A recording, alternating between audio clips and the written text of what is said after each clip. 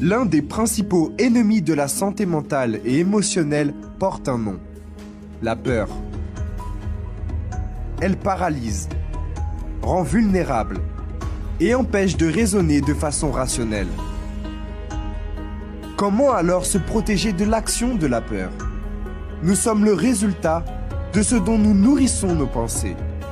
Nourrissez votre esprit de ce qui vous donne de l'espérance et vous maintient en paix. Tout changement commence par une attitude de foi.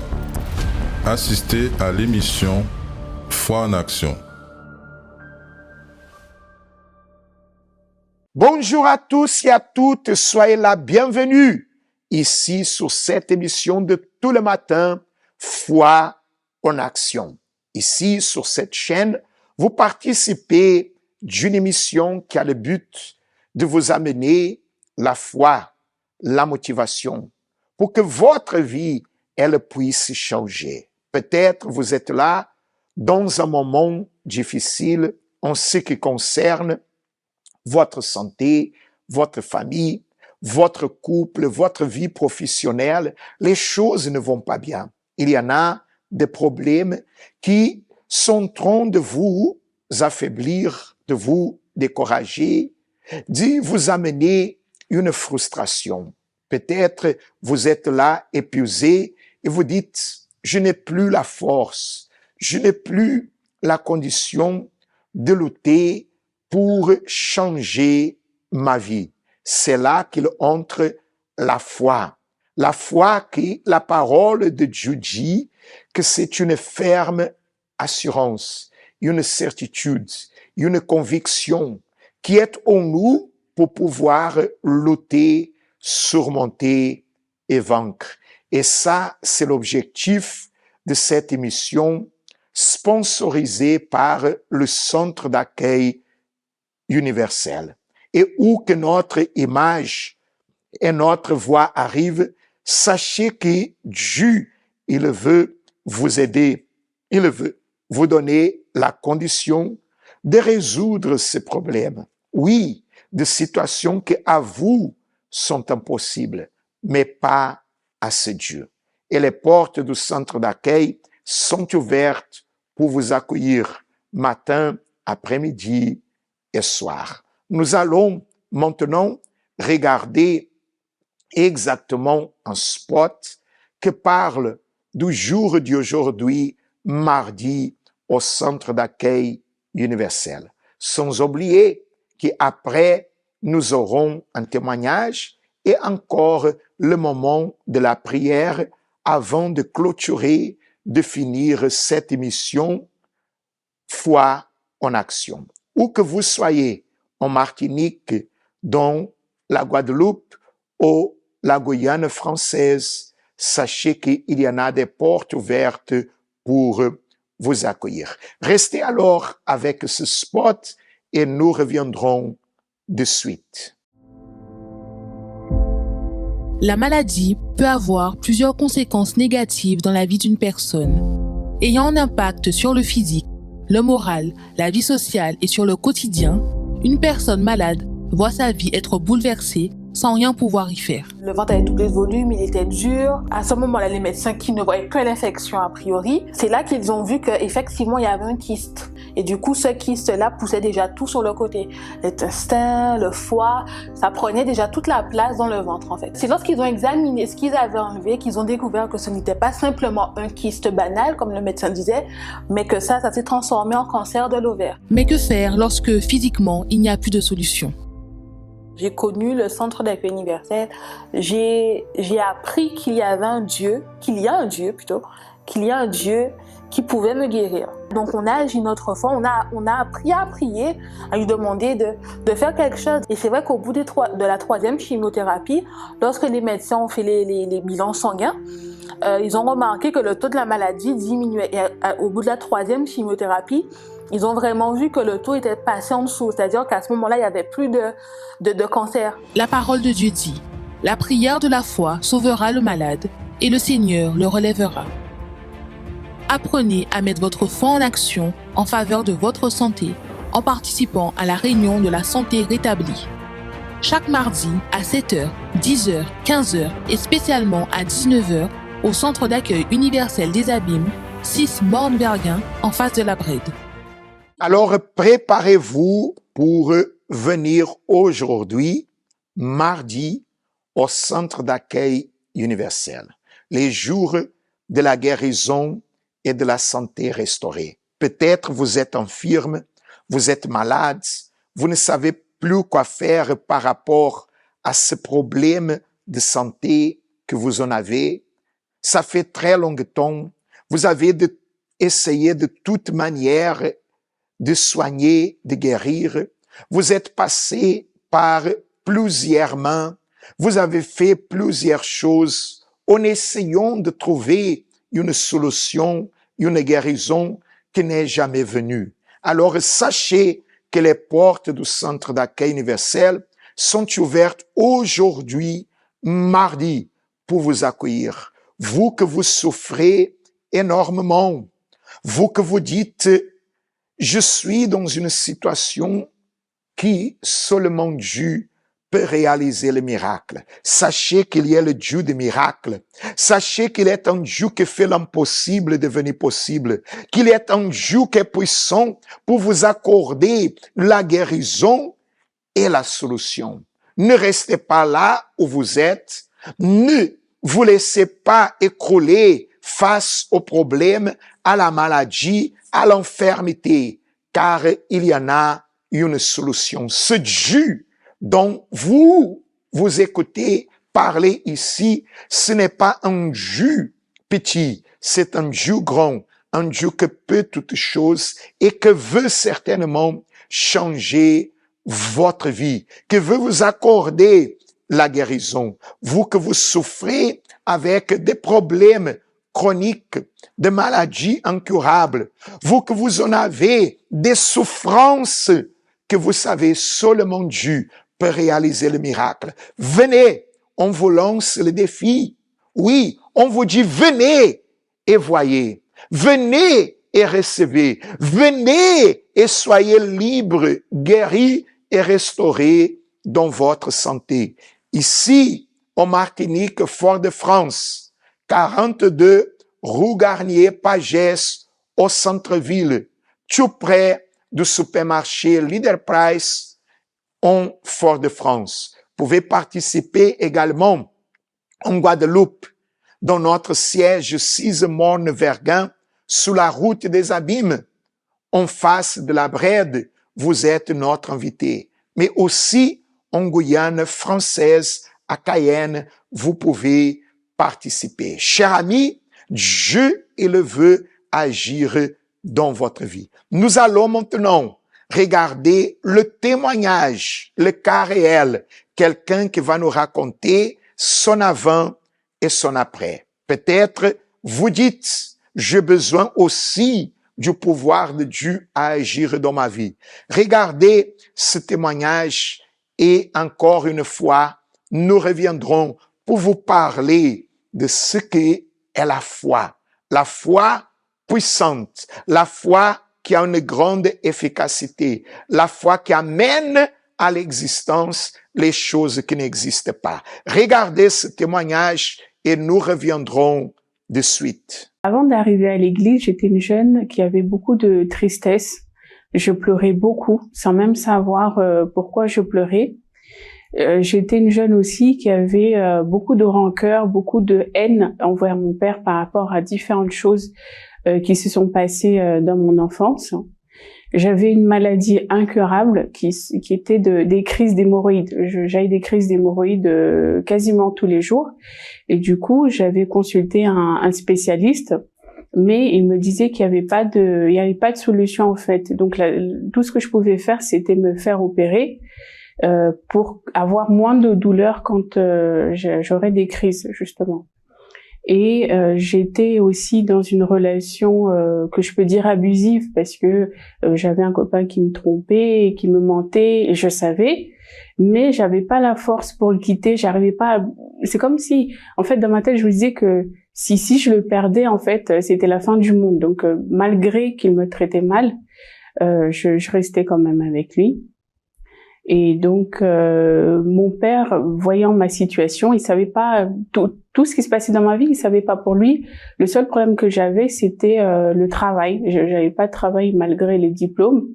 J'arrivais pas à trouver de travail fixe, donc il m'a invité à l'église et j'ai accepté de venir. Puisqu'il me disait que là-bas, il y a même des personnes qui ont été guéries du cancer. Donc moi, un travail, il avait la foi que j'allais trouver rapidement. Et du coup, sur ces paroles, je suis venue avec cette foi justement que Dieu, il pouvait m'ouvrir les portes. J'ai participé aux chaînes de prière le mardi. Et en utilisant la foi, Dieu m'a guéri de la maladie incurable que j'avais. Et il m'a aussi demandé un sacrifice qui était par rapport à la vie sentimentale, parce que je suis arrivée à l'église en couple et j'avais eu une demande de mariage. Donc, soit j'avais une décision même à prendre, parce que c'était soit je décidais de me marier, mais dans ce cas-là, j'allais même me convertir à une autre religion qui, d'ailleurs, me faisait peur. Ou soit je décidais de prendre cette voie avec Dieu, de le connaître et de m'épanouir avec Dieu. Donc, ça a été vraiment un sacrifice pour moi de rompre avec le copain que j'avais. Mais malgré malgré la difficulté, j'ai quand même écouté la voix de Dieu. Et donc, j'ai rompu pour pouvoir justement marcher sur les voies de Dieu. Donc, par la suite, il y a eu une campagne d'Israël et comme j'étais encore avec cette tristesse et que je voulais plus de Dieu, donc la campagne d'Israël est arrivée et j'ai décidé de sacrifier donc par rapport à ma vie spirituelle parce que je voulais me débarrasser de ce vide que j'avais à l'intérieur de moi, de cette tristesse aussi que j'avais. J'ai jeûné, j'ai prié et je cherchais Dieu. À chaque fois que je pouvais le chercher, je lisais plus la parole. Et donc, à travers la campagne d'Israël, par la suite, Dieu m'a baptisée donc avec son esprit, ce qui m'a donné la force justement de pouvoir lutter pour ma vie professionnelle et lutter en fait pour tous les projets que j'avais, puisque cette envie que j'avais de suicide, etc., a complètement disparu. Alors donc de campagne en campagne, Dieu m'a béni et j'ai décidé de sacrifier pour ma vie professionnelle, puisque j'avais eu, en utilisant la foi, j'avais eu un travail CDD, mais c'était pas tout à fait ce que je voulais et mon objectif c'était vraiment avoir un travail stable en CDI. J'ai sacrifié aussi spirituellement, c'est-à-dire je jeûnais, je priais, je faisais les prières aussi à 3 heures du matin et je cherchais aussi à m'envelopper plus des choses de Dieu pour vraiment être connectée avec Dieu. Et donc après la campagne d'Israël, Dieu m'a béni, il m'a ouvert les portes en me donnant le travail que je voulais, c'était travailler vraiment dans une banque. J'avais trouvé la banque, j'avais même trouvé une annonce que je cherchais durant la campagne. Et donc j'ai passé le test, il y avait plusieurs tests et c'était même difficile parce qu'il y avait plusieurs candidats et une seule personne pouvait être retenue. Mais voilà, Dieu m'a béni, il m'a donné ce travail que je voulais avec un bon salaire. Et par la suite, il m'a aussi béni dans ma vie sentimentale puisqu'il m'a fait connaître mon mari. Et donc j'ai eu un mariage béni avec un homme de Dieu. Et le plus grand bien que j'ai aujourd'hui, c'est le Saint-Esprit, parce que c'est lui qui me guide dans tout, tous les jours justement, par rapport aux objectifs que j'ai, par rapport à mon bien-être, c'est lui. Donc la campagne d'Israël, pour moi, ça représente vraiment un changement de vie, parce qu'il y a vraiment un avant et un après. J'ai vraiment vu la différence de l'Anna qui était en dépression, qui avait des idées de suicide, avec l'Anna maintenant qui est joyeuse, qui a envie d'aider les autres, qui a envie de vivre tout simplement. Donc il y a vraiment un marquage avant et après. Et voilà, cher ami, ce Dieu, il est grand, il est puissant. Il se manifeste, il se matérialise, il agit lorsqu'une personne vient avec lui, avec la foi, en croyant, en mettant en pratique la foi, une personne voit le pouvoir de Dieu et le changement, la transformation de sa vie. À l'exemple de ce témoignage, oui, vous avez vu comment Dieu a transformé cette vie. Et aujourd'hui, il y en a la gloire de Dieu, il y en a la grandeur de Dieu qui resplendit dans cette personne. Aujourd'hui, tout a changé. Aujourd'hui, elle n'est plus la même. Et c'est ça que Dieu il est en train de faire dans la vie de plusieurs personnes qui arrivent à terre, qui arrivent détruites, qui arrivent avec une vie de souffrance au centre d'accueil universel. Là, vous pouvez constater que Dieu est en train d'y accomplir des grandes choses. Et ce Dieu, il veut aussi changer votre vie. Aujourd'hui, mardi, la santé restaurée, mais aussi le 10e jour du jeûne de Daniel. Oui, nous sommes en train de vivre ce dernier jour de l'année comme les jours du jeûne de Daniel pour recevoir le Saint-Esprit, pour terminer l'année bien, pour déterminer l'année avec la paix, la joie que seulement le Saint-Esprit peut nous donner, peut nous accorder. Et dans le livre des Actes des Apôtres, au chapitre 2, le verset 17 et 18, il dit le suivant. « Et il arrivera au dernier jour, dit Dieu, que je reprendrai de mon esprit sur toute la chair, et vos fils et vos filles prophétiseront, et vous, jeunes hommes, verront des visions, et vos veillards songeront en songe. Et sur mes serviteurs et sur mes servantes, en ce jour-là, je reprendrai de mon esprit. » Dieu a fait la promesse de répandre son esprit au dernier jour. Alors, ce sont les jours que nous sommes en train de vivre pour finaliser l'année de 2022. Mais il faut bien la finaliser. Il faut bien la terminer.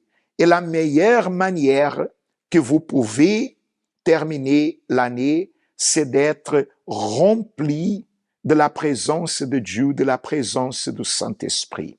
Et c'est la foi, le propos que nous sommes en train de vivre au centre d'accueil universel. Ce sont des propos de foi que vous pouvez changer votre vie complètement en recevant l'Esprit de Dieu. Peu importe qui vous étiez, peu importe comment vous êtes venu, mais venez avec le désir, la soif de le recevoir. Dans tout le centre d'accueil éparpillé ici dans le Dôme, Martinique, Guadeloupe et la Guyane française. Sont les jours du jeûne de Daniel pour recevoir le Saint-Esprit. Mardi, les jours de la guérison, et demain, l'étude biblique, la recherche du Saint-Esprit encore. Maintenant, nous allons vers le moment de la prière en regardant un spot et ensuite le spot prière pour pouvoir invoquer l'Éternel en votre faveur et aussi de votre famille, de votre foyer. Oui, préparez-vous parce que certainement le pouvoir de Dieu va vous visiter là où vous êtes.